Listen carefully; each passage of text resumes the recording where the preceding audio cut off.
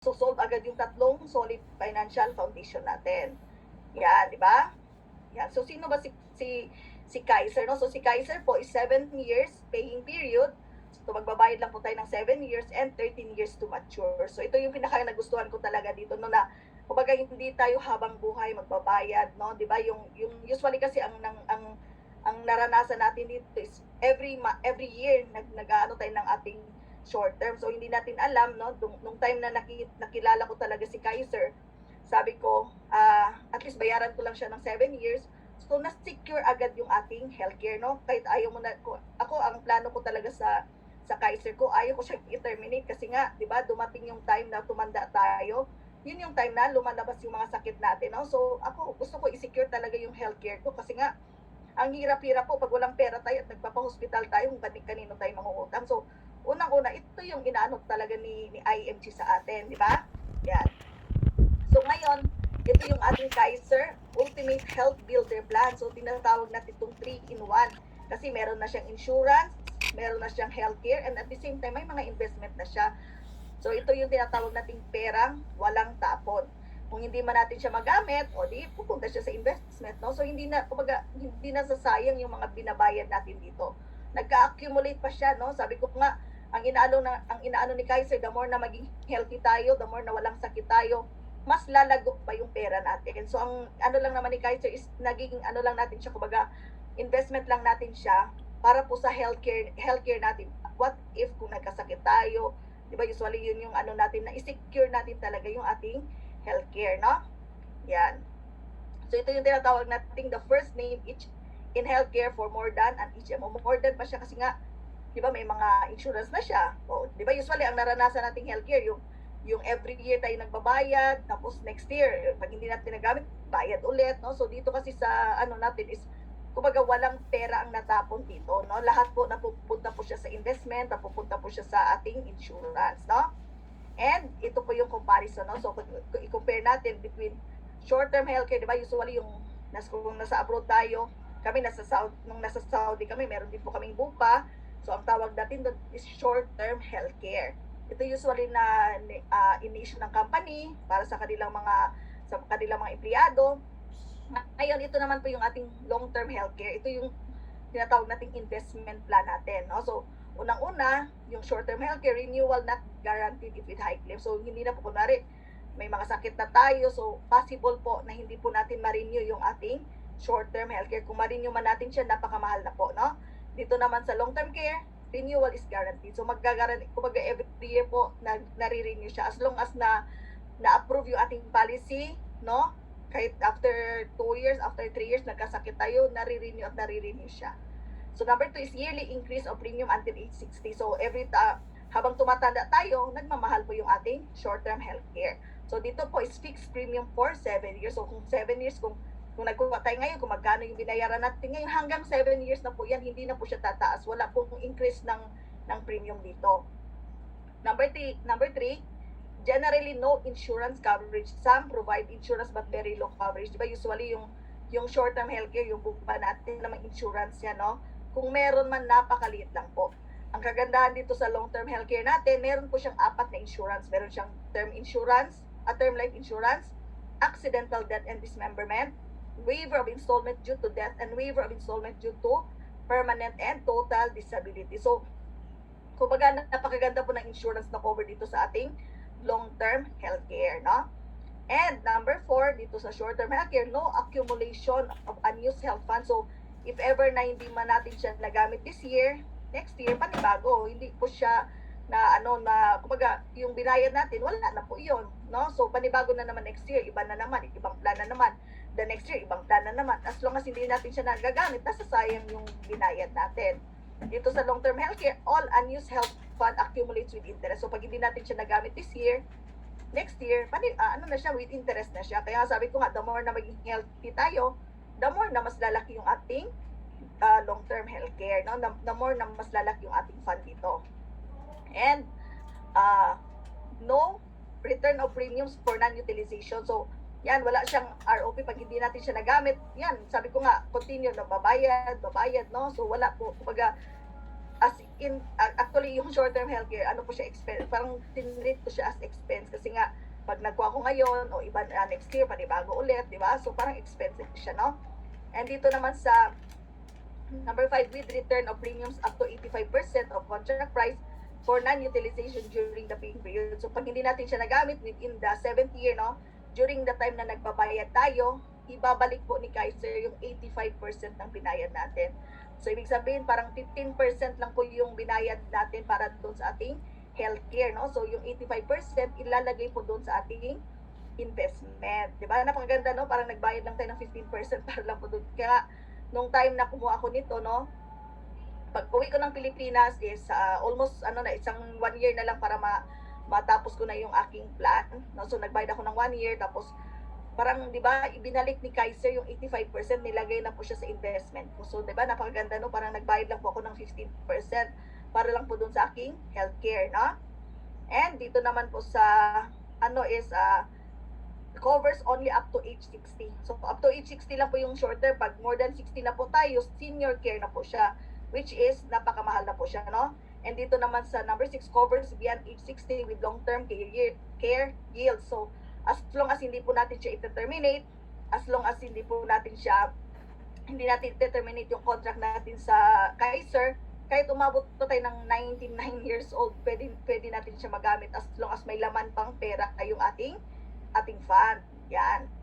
So, dito naman po sa number 7, pre-existing illness is not covered during the first year and lifetime permanent exclusion may be issued on the second year onward. So, yung ating short-term healthcare, no, pag nagkuha tayo ng short-term healthcare dito, yung unang year, yung 1 year, hindi po covered yung pre-existing, no? So, second year pa po siya mako-cover. Dito naman sa long-term healthcare, pre-existing is not covered during the accumulation period. So, yung pre-existing dito sa long-term care, no? During the time na nagbabayad tayo, hindi pa po covered yung pre-existing. No, ibig sabihin kung may nangyari sa atin after 3 years kasi nagka-high blood tayo, hindi pa po natin siya magamit, no? Kasi nga hindi covered yung pre-existing illness. Yan. So, no exclusion after 7th year of the coverage. Pagkatapos na mabayaran natin, na fully paid na po yung ating Kaiser, wala na pong itatanong kung anong sakit mo, kung ano yung, kumbaga sabi ko nga, pag natapos lang yung 7 years magagamit, maano natin yung, kung ano yung benefits ni Kaiser sa atin. Yan. So, number 8, not flexible, non-transferable benefit design. So, pag sino yung policy, kung sino yung policy owner nitong short term, sa kanya lang yan. Hindi po siya pwedeng ipamana, hindi po siya pwedeng i-transfer sa mga anak. Dito naman sa long-term healthcare, flexible, transferable, upgradable, and maybe related benefit design. So, pwede mo siyang ipamana, no? Pwede natin kung ano mang mangyari sa atin, ano mangyayari sa policy owner dito sa long-term healthcare, pwede po natin ibigay kung sino man yung mga beneficiary natin. Reinstatement is limited only with 30 days of lapse policy. So, dito po, bibigyan lang po tayo ng 30 days para po i-reinstate yung ating short-term healthcare. Dito naman sa long-term healthcare, reinstatement within 2 years of lapse policy. So, binibigyan pa rin tayo ng 2 years. For example, yung iba nawala ng trabaho, no? Pwede natin siyang i-renew basta hindi po tayo lumagpas ng 2 years. No? Kasi po, pag lumagpas na po ng 2 years, ibig sabihin, maka-cancel na po yung ating policy. No? Mata-terminate na po siya. Yan. So, number 10, continuous yearly payment. Ito yung sinasabi ko. Kung gusto natin ng short-term healthcare, every year po magbabayad at magbabayad tayo as long as gusto natin siyang gamitin.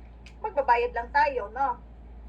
Dito sa long-term healthcare, 7 years or spot cash payment, no? So, bayaran lang natin siyang 7 years or kung ayaw mong masakit yung ulo mo, marami ka namang pera, pwede natin spot cash para po maghihintay na lang tayo ng 7 years para magamit natin yung full benefit ni Kaiser.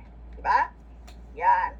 So, ito po is registered with SEC as healthcare provider with an authorized capital stock of 160 million. So, naka-register din po siya sa SEC. Hindi po siya illegal, hindi po siya scam kasi po, meron po tayong dito sa ating SEC, no? Naka-register siya, no? As meron siyang 160 million capital stock as HMO. Ibig sabihin ng HMO, meron po tayong mga partners na mga hospital dito. No, yun po yung sinasabi natin, pagdali natin doon, meron tayong card, tatanggapin tayo sa mga hospital. Even dito sa Baguio, mga top hospital dito sa Baguio, accredited po sila ni Kaiser. No? Even po mga dental clinics, binigay na po sa akin yung mga list, sino yung mga dental clinics na pwede nating saan tayo pwedeng pumunta. Nandun na rin po siya accredited si Kaiser. So, di ba napakaganda na secure na natin yung ating healthcare, na secure na natin yung ating dental, no? So, yun yung kagandahan dito sa ating Kaiser. No? Marami kaming investment. Sabi ko nga, meron pa kami mga critical illness. Pero hindi naman pwede namin dalhin yan kasi hindi naman yung HMO company. No? And it is a health maintenance organization, company accredited with the Department of Health. So, accredited din po siya ng DOH or Bureau of Health Facilities and Services. And it is also duly accredited with the Insurance Commission. So, since na merong insurance Kaiser, di ba, meron tayong long-term, meron tayong insurance dito. So, accredited din po siya ni Insurance Commission. Yan. And yung ating President and Medical Director, si Dr. Leia Uyolo. So, siya din po yung mga kasama din po siya doon sa mga HMO company. So, sabi ko nga, napakaswerte natin at siya po yung naging medical director natin. Yan, so ano ba yung si Kaiser? Ano ba talaga si Kaiser? Bakit namin paulit-ulit na inaano si Kaiser sa inyo? No, ano ba yung napakaganda na benefits dito sa ating Kaiser? Diba? So, unang-una, ito yung sinasabi natin. Kung example dito sa accumulation period, ito yung 1 to 7 years, no? So, example dito is K100. So, nagbabayad tayo ng 58,000. Kumbaga, ito na lang yung pinaka-savings natin, yung pinaka-ipon natin habang nagtatrabaho tayo.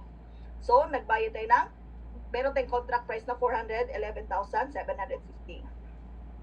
Yan. So, ito po yung ating start of accumulation period during the time na nag-avail tayo, no? So, 1 year to 7 years, yan yung tinatawag nating accumulation period. Ibig sabihin ng accumulation period, nag-iipon tayo, no? Parang nagsisave tayo ng 58,000 every year, no? Yan. So, dito po is yung semi-annual, meron siyang 31,000, quarterly installment, 17,000, and yung ating monthly installment, 5,882. And kung marami tayong pera, pwede tayong mag-spot cash, no? Which is 369,200.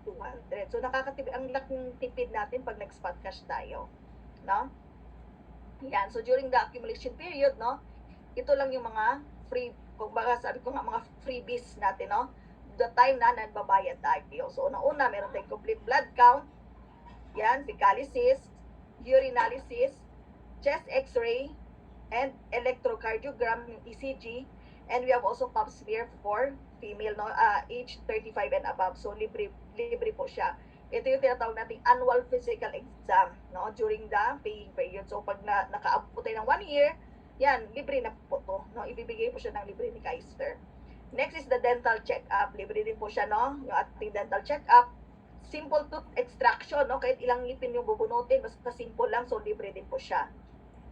And we have also oral prophylaxis. Ibig sabihin yan, libre din po yung cleaning. So, magkano yung magpapa-cleaning ngayon sa dentist? Nasa, yung doon sa ano namin, nasa 800 to 1,000 pesos. So, libre na po siya, no? Basta meron tayong long-term healthcare. Yan, so meron din po tayong libreng temporary fillings, recementation of jacket, crowns, onlays, and inlays. So, libre din po siya. And we have also this accredited physician fee, specialist fee, surgeon fee, and anesthesiologist fee. So, mga ano yun siya, yung mga accredited doctors natin. So, pag doon tayo, so libre din po yung kanilang services. And we have also this operating room, intensive care unit. So, meron din po tayong accredited hospital room and board. So, yung mga accredited hospital ni Kaiser, no? And we have also annual benefit limit. So, doon sa kinuha natin ng 1st to 7 year, meron kung yung K100, yung ating annual benefit limit nasa 60,000. Yung K100, no? Yan, so meron din po tayong term life insurance coverage for 20 years or until age 75. Yan. And we have also this accidental death and dismemberment. So, ibig sabihin, kung magkano yung ating term insurance, times 2 po pag na-accidente tayo. Yan, so loss of both hand, 100%. Pag tigda-dalawa, no, loss of both feet, pero 100%. So, pag tigda-dalawa yung nawala sa atin, 100% po sa insurance yung ibibigay sa atin. And waiver of installment and premiums due to total and permanent disability. So, for example, na-disable tayo, meron pa tayong 3 years na babayaran, mawi-waive na po yun. Kumbaga, totally full payment na po yung ating Kaiser. Dahil po, meron tayong insurance dito. Yan. So, ang insurance na po yung magbabayad kung magkano yung balance natin doon. Yan. waiver of installment due to death and credit life. So pag namatay yung policy owner, automatic po kung ilang years, kahit sabi mong nagbayad lang po ng isang buwan yan at next month namatay, so automatic po no, mawi-waive po yung kanyang installment. So considered na po siya as full payment and ibibigay na po siya doon sa kanyang beneficiary. Di ba? So napaganda noon na kahit meron na doon na namatay, parang 7 months lang po siyang nagbabayad ng kanyang Kaiser, automatic po, binigay po ng Kaiser yung kanyang policy sa kanyang beneficiary. Yan. And we have also this family assistance service. So, ibig sabihin ng family assistance, pag anong mangyari sa pamilya natin, like yung asawa natin or yung anak natin, pag wala silang Kaiser, pwede po natin ipagamit yung ating Kaiser pag nagka-emergency. And nangyari na rin po yan sa isang member dito, yung kanyang anak nagka-dengue, hindi siya nakapagpadala ng pera, no? Pinagamit niya lang po, no? Kumbaga pinahiram niya lang po. Pero nung lumabas sa hospital, binayaran niya yung bill ng hospital kasi hindi naman po siya, kumbaga benefits talaga natin para sa atin, sa sarili natin yan, no? Yan. And ito po yung ating makukuha during that time na nagbabayad pa tayo. So, di ba, sabi ko, habang nagbabayad tayo, marami pa rin freebies na binigay sa atin si Kaiser. And yung extended period, no, sabi ko nga, pag natapos na natin yung 7 years, na full payment na po yung ating Kaiser, nasa extended period na tayo, no? So, nasa 8 to 20th year. So, maghihintay na lang po tayo. So, example po dyan, no? Ito po yung ating extended period, di ba? So, bibigyan na po tayo ng Visa card, no? Ito po yung pinapakita natin sa ospital, pag na-hospital tayo, di ba? Kung yung bupa, meron tayong ganito. Sa Kaiser, meron din po tayong ganito. No? Ito yung tinatawag nating extended healthcare coverage period. Yan. So, unang-una, meron tayong makukuha na yearly healthcare benefit limit. So, 10% of the long-term benefit value earned starting from the end of accumulation period and every year thereafter up to the 20th year. Yan. So, ito po yung ating 10%, no? So, ibig sabihin, dito sa K100, no? K100,000, so, meron tayong 10% annual benefit limit. Magkano yung 10% ng 100,000? Nasa 10,000. So, ibig sabihin, tumutubo na siya ng 10,000 yung ating pera. Then, pag hindi natin siya nagamit, no? For example, 8 year, hindi mo siya nagamit. Ibig sabihin, mag-accumulated na siya, no? Ibig sabihin na yung 10,000 natin, nag-accumulate siya, no? Nagkaka-interest din siya. So, kung meron tayong accumulated health benefit. Yan. So, example dito, yung ating 10,000, pag hindi natin nagamit yan, on the 9th year, maging 21,000 na siya. Kasi yung 10% na 10,000, which is 1,000 plus the 10,000, so 21,000. Then, hindi pa rin natin nagamit. O, the 10th year, magiging 33,000. O, kaya sabi ko, the more na maging healthy tayo, the more na mas lumaki yung pera natin. 'Di ba? Kasi ang inaano ni Kaiser, 'di ba, napakaganda na inaano ni Kaiser sa atin na maging healthy. 'Di ba? Kaya may mga libre tayong annual check-up para hindi natin magamit at para lumaki yung ating pera. Yan. And number 3 is additional yearly healthcare hospital benefit limit, no? So it is a benefit other than YHCBL at the end of the accumulation period and every year thereafter up to the 20th year contract, provided that Kaiser investment earnings higher than 6% per annum. So, aside from that, meron tayo, di ba, yung part ng Kaiser is the investment. So, may mga interest pa rin yan siya, no? So, ito yung tinatawag nating additional yearly healthcare hospital benefit year limit, no? So, ito po yung ating yearly health bonus na ibig sabihin on the 8th year, sa K100 natin, di ba, nagbayad tayo ng contract price na 411,000. So, mag-earn na siya, no? Ano lang po, nasa average lang po, nasa 32,000. Parang nasa 6 to 8% lang po siya, no? So, aside from that, on the 9th year, pag hindi pa siya nagamit yan, nag-accumulate na siya. Yan, di ba? So, tataas siya, no? So, ibig sabihin, pag hindi natin nagamit yan, accumulated pa rin siya. No? Dito, accumulated yung annual benefit limit natin. Pati yung yearly health bonus, accumulated din po yan as long as hindi natin siya nagagamit. Yan, so 32,000, then maging 48,000, yan, 64,000. Pagdating ng 28th year, magiging 446,419. Then, ito yung tinatawag nating long-term care benefit value, no? Ito po ay guaranteed.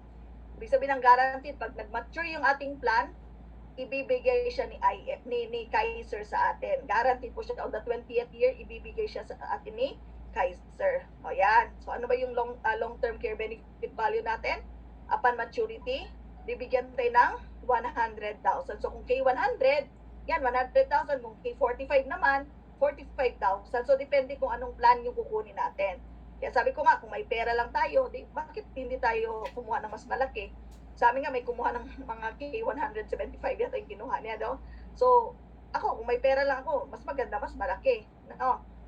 Kasi nga, yun po yung basis kung magkano yung magiging investment natin. Yan.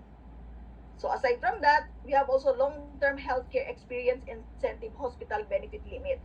Ito yung sinasabi ko, ibabalik sa atin ni Kaiser as long as hindi po natin nagamit yung ating accumulation period. Yung time na nagbabayad tayo, wala tayong ginamit. Kumbaga, ang ginamit natin yung mga freebies lang, yung annual, annual check-up, yun lang.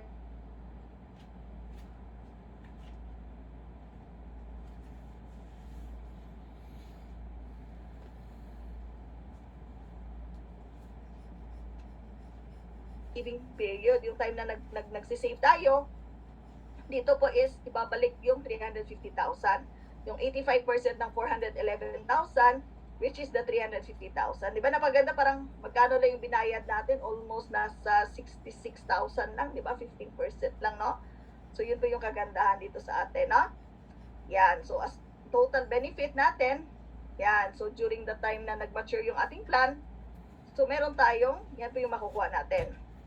So example, on the 8th year na hospital tayo, yan, so meron tayong pwedeng gamitin na 42,981. On the 9th year, yan, na hospital, 9th year tayo na hospital, hindi tayo na hospital ng 8th year, so magiging 69,000 siya. O 10th year, dito pa natin siya naggamit. So ganun yan siya, no? So habang hindi natin siya ginagamit, tumataas po yung value ng yung ating benefit limit. Yan. So pagdating ng maturity, meron tayong 816,000 plus the other benefits, no? Yan. So, meron tayong annual benefit limit on the maturity pag nag-mature na yung ating plan. So, meron tayong 269,750. Yearly bonus, 446,000. Long-term care benefit, meron tayong 100,000. Long-term care bonus, 350,000. So, total maturity value, 1.1 million. No? Yung K100 po yan. No? Pag mababang plan, mas mababa pa rin yung maturity value. So, depende pa rin yan sa plan na kukunin natin. Yan. So, during the extended period, ito po yung mga makukuha natin. So, outpatient, pwede tayo sa outpatient, inpatient, pag na-admit tayo. Pre-existing illness, covered na siya, di ba yung sabi ko, nabayaran lang po natin yung ating, na fully paid natin siya. On the 8th year, covered na po yung pre-existing illness, kung ano man yung sakit natin, kung may high blood tayo, may diabetes, kung ano-ano yan, covered na po siya. And even po dreaded disease, no? Kung may mga cancer, kung ano yung mga dreaded disease na stroke, lahat po covered na rin po siya. Basta nasa 8 to 9, 20th period tayo. And maternity, even po yung panganganak, covered na rin po siya. Meron siyang term life insurance, accidental and dismemberment benefit, 10% yearly health benefit, yun yung sinasabi ko kanina, no? Yearly bonus, meron din po. Yan, so ito po yung ating makukuha, no? During the extended period, di ba? So napaganda, no? Sabi ko nga, ito yung investment na walang tapon at kailangan natin, di ba? Yan. So aside from that, ito po yung mga ibang information natin, no? So kasama na yung pre-existing medical conditions. So, ibig sabihin ng pre-existing, the time na nag-apply tayo at may sakit na tayo, di ba? During the first to 7th year, hindi pa siya covered, pero on the 8th year, covered na siya. Kaya nga, di ba, merong papasagutan sa atin na yung health declaration, kasi po, titingnan po ni Kaiser kung kailangan bang ano yung ating insurance, i-approve or i-non-approve. So, lahat po yan, kumbaga, i-evaluate po yan ni Kaiser sa atin. Yan, di ba? Yan. And even po, ito po yung ating mga illnesses covered. Even po, sabi ko nga, even dreaded disease covered siya. Basta nasa extended period na tayo. Yan. So, ito yung mga dreaded disease, no? Yan. So, ano yung eligibility, no? Kung sino yung pwedeng mag-avail. So, si 10 to 40 years old, meron tayong K45, 41 to 50 years old, K60, and 51 to 60 years old, K75. So, depende pa rin yan sa atin kung ano yung gustong plan na kunin natin. Pero, ito na po yung pinakamababang plan na pwede nating makuha. No? Yan. So, ito po yung sinasabi no, tinatanong kanina ng isang ni Sir Aris, no, yung ano ba yung nila sa PhilHealth. So, si PhilHealth, dito po sa Philippines, kahit ano pong HMO company, integrated po siya sa PhilHealth. No, ibig sabihin, once na na-admit tayo, you will be advised to file your PhilHealth reimbursement form. The PhilHealth reimbursement due shall be deducted from the total hospital bill. So, uunahin mo na i-deduct si PhilHealth. Pag meron tayong may kulang pa, doon po natin gagamitin si Kaiser. Now, which is for me, maganda siya. Kasi nga, di ba, sabi ko nga, kung magkano yung natira, pwede din, kumbaga, ipon na natin yun, no? Kumbaga, kung magkano lang yung kinuha ni Kaiser, yun lang yung ibabawas sa savings natin. So, yung iba, savings pa rin siya at nag-earn siya ng interest. So, if ever, Kaiser members without PhilHealth membership shall shoulder and pay the corresponding portion of the PhilHealth. So, pag wala po tayong PhilHealth, no? So, ang magbabayad po niyan is tayo. No? Yung portion po ni PhilHealth, tayo po ang magbabayad. So, which is hindi naman din gaano kalaki yung sinacharge ng PhilHealth. So, sabi ko nga, no? Lahat po, hindi lang po si Kaiser, lahat po ng mga HMO company dito sa Philippines is integrated po sila sa PhilHealth. Yan. So, if payment is made after the grace period, the contract shall be considered lapsed. Pag hindi po natin siya nabayaran, no, within the due date, no, yung grace period niya, maglalap siya. Pero, si Kaiser nagbigay sa atin ng 30 days para po mabayaran natin yung ating plan para hindi po siya hindi na natin kailangan mag-reinstate. No, pag more than 30 days, so mag-reinstate na po tayo niyan, no? Yan, so ito po yung ating total benefits, no? Pag nag-mature na yung ating plan, pinapipili pa rin tayo ni Kaiser kung ano yung gusto nating gawin pag nag-mature, kung ano yung gusto nating gawin sa ating pera. No, pag nag-mature na po yung ating plan. So, unang-una, full withdrawal contract is terminated. So, kung gusto mong ikunin yung 1 million mo, gusto mo na i-terminate yung contract mo sa Kaiser, ibibigay po nila kung magkano po yung pera na na-accumulate natin doon. Yan. So, yan. Number 2, extended coverage program. Total health benefits and insurance coverage are extended. So, for example, gusto mo na, dyan lang muna yan, parang gusto ko na i-enjoy ko muna yung aking benefits sa Kaiser. So, bibigyan pa rin tayo, pwede po natin ilagay muna natin yung ating pera para po ma-enjoy pa natin yung lahat ng benefits na ibibigay sa atin ni Kaiser. So, meron pa tayong insurance, then meron tayong extended healthcare benefit up to age 99, no? Isipin mo, tumanda tayo, meron pa rin tayong HMO, which is hindi po mahal to kasi nga pinag-ipunan na natin. Kasi yung senior care, napakamahal po siya. So, dito pa lang, pinaghahandaan na natin yung ating healthcare. So, kasama yung pre-existing annual physical exam, unlimited free consultation, and access to Kaiser network over 500 hospital, 800 clinics, and 3,000 doctors. So, actually ngayon nag-increase pa po siya. Kumaga marami na po tayong accredited hospital dito sa Philippines.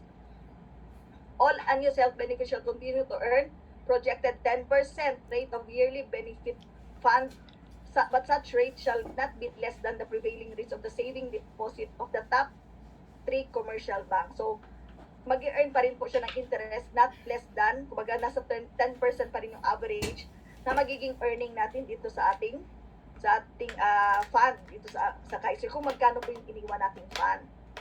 Yan. So, number 3, annual increment option. Ibig sabihin, gusto mo lang i-withdraw yung interest, o yung sa 1 million, nag-earn na siya every year ng interest, so i-withdraw mo lang yung interest, pwede din po yon.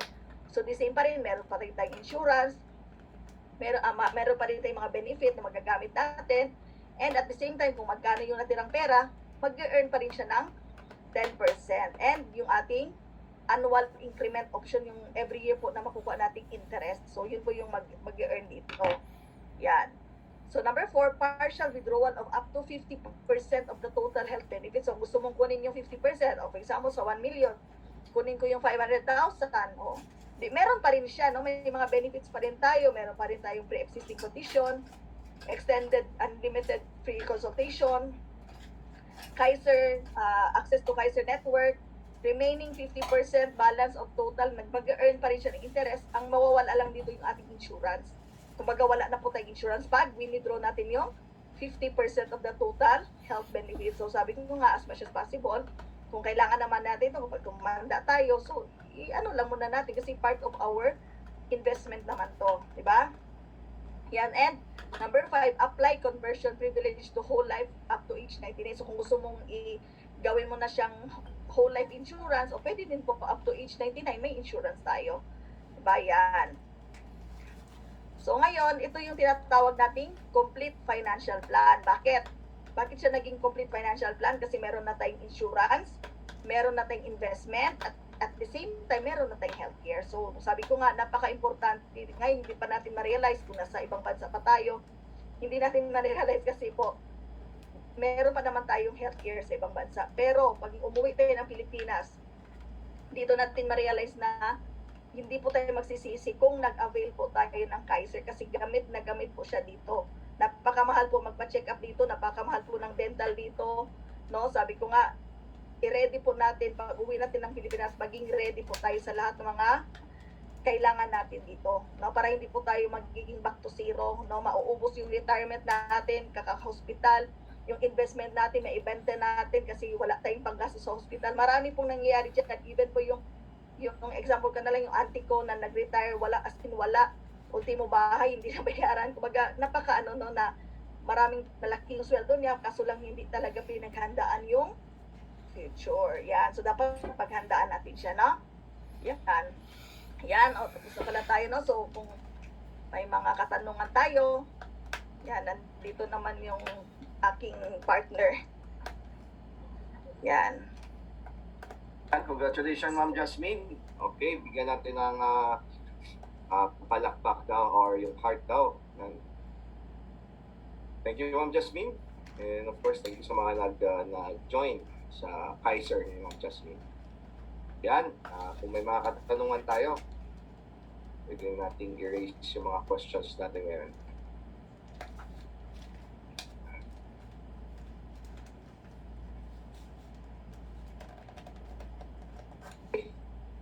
May tanong ba kayo?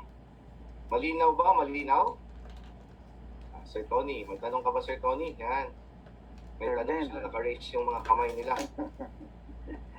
Itanong ko lang, clarify ko lang, Sir Ben, about doon sa PhilHealth. Kunyari, after natin mag-check out sa hospital, for example, may 100,000 tayong bill, magkano percentage participation ng PhilHealth kaya? Ang question mo ay Kung regarding PhilHealth, no? regarding PhilHealth, may idea ka ba, sir, kung magkano yung percentage participation ng PhilHealth before ng remaining bills is shoulder naman ng Kaiser? Okay. Yan. Paano ba yun? Yeah, usually sa experience ko minsan nung actually the way I understood depende rin yun sa sakit or ano kasi minsan may mga abot ng 20%, 25%, meron na iba 10% naman. Pero yung question niyan, Sir Tony, i-double check natin kung magkano talaga yung average na kukunin ng PhilHealth. But yun nga, yung message ni Ma'am Jasmine dito is yun nga, yung gano'n talaga na member tayo kasi nakakatulong din kahit paano. Kahit hindi naman siya ganun kalakihan, pero in terms of percentage, hindi natin exact kasi the way understood, iba-iba depende din sa sickness or yung sakit na inaano natin, claim natin pag nandun sa hospital o yung mga ano natin dyan. Pero let's check. I don't know if others here may experience sila kung more or less ilang percent yung nadadeduct ng PhilHealth pag na-member tayo ng PhilHealth. Yan. Pero usually 15-20% may mga ganong ano kasi may mga cases naman na 10% lang binabawas or 15% din sa sakit. So let's check, double check din po kung ilan talaga yung average na ano. Yan. Malamang nga siguro, sir, baka ano nga siguro yun. Based on sakit na talaga. Oo nga, sakit yun. Malamang Oo. Kasi may sakit na parang ganito lang, yung sakit ganito lang, kaya hindi based din sa percentage. Yan. Second question, Sir Ben. Yung activation fee natin, assuming na hindi natin siya na-renew ng December, ni-renew natin siya ng June. Yung commission ba natin ng January to June, forfeited ba yun? O paano? Yes po, Sir Tony. May ano po kami, isang member na ganyan po nangyari sa kanya. Kumaga, naipasok niya doon sa ano niya, ano kasi siya parang free agent, kaya nga sabi ko sa kanya, email niyo yung IMG kasi ang nangyari kasi doon niya naipasok sa old membership niya na nagtaka kami bakit inaccept. Ang nangyari doon Sir Tony na forfeit po yung commission niya, which is parang 20% kasi opo. Kasi hindi nga siya kumbaga nung time na kinuha niya yung Kaiser, hindi po activated yung account niya. So nung pina-activate na niya, hindi na niya makuha kasi nga parang basta nung time na kinuha niya yun, hindi activated kaya forfeited yung commission. Parang ganun. Kapit tayo dun. Kailangan pa talaga mag-renewal talaga pala. Opo. December lang. Oo. Kawawa naman tong Eurocast natin kung walang sumusunod. Oo. Kasi di ba ang tinuro naman ni IMG, di ba, Sir Tony, is do it yourself DIY. So dapat ikaw mismo marunong ka mag-manage na account mo, marunong tayo mag-manage ng mga finances natin. So, di ba? Kasi isipin mo magkano lang naman yun, 1.5, kumbaga nakakabili nga tayo ng Starbucks kung magkano yan. Pero ito lang 1.5 na 1 year renewal mo na, bakit hindi natin ma-renew? Kumbaga, ang sabi ko nga, sobra-sobra namang binalik ni IMG sa atin. Hindi na tayo lugi. Sabi mo yung free frame nila, yung kakakuha ko lang sa anak ko worth 4,500 na frame, Sir Tony. So, isipin mo 1.5 lang yung renewal natin. No? So, napaka-generous pa rin ni IMG sa atin. Yun. Okay, last question, Sir Ben. Si Sir Ben kasi gusto ko lagi tanongin. Sir, ano bang sikreto para makakuha ng stopper ring?